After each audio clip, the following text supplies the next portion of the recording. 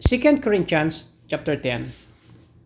By the humility and gentleness of Christ, I appeal to you. I, Paul, who am timid, with face to face with you, but bold toward you when away. I beg you that when I come, I may not have to be as bold as I expect to be toward some people who think that we live by the standards of this world. For though we live in the world, we do not wage war as the world does.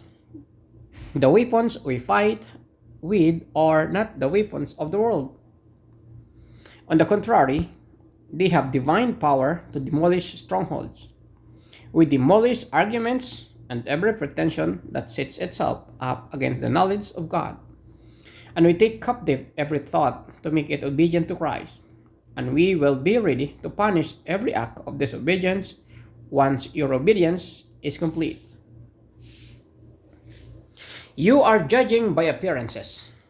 If anyone is confident that they belong to Christ, they should consider again that we belong to Christ just as much as they do. So even if I boast somewhat freely about the authority the Lord gave us for building you up rather than tearing you down, I will not be ashamed of it. I do not want to seem to be trying to threaten you with my letters. For some say, his letters are weighty and forceful, but in person he is unimpressive and his speaking amounts to nothing. Such people should realize that we are in our letters when we are absent. We will be in our actions when we are present. We do not dare to classify or compare ourselves with some who commend themselves. When they measure themselves by themselves or compare themselves with themselves, they are not wise. We, however, will not boast beyond proper limits, but will confine our boasting to the sphere of service God Himself has assigned to us, a sphere that also includes you. We are not going too far in our boasting, as would be the case if we had not come to you.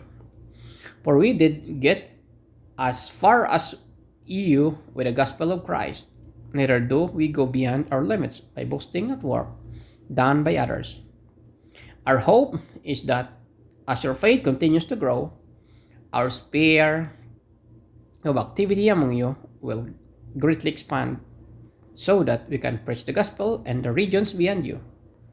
For we do not want to boast about work already done in someone else's territory, but let the one who boasts boast in the Lord. For it is not the one who commends themselves who is approved, but the one whom the Lord commends.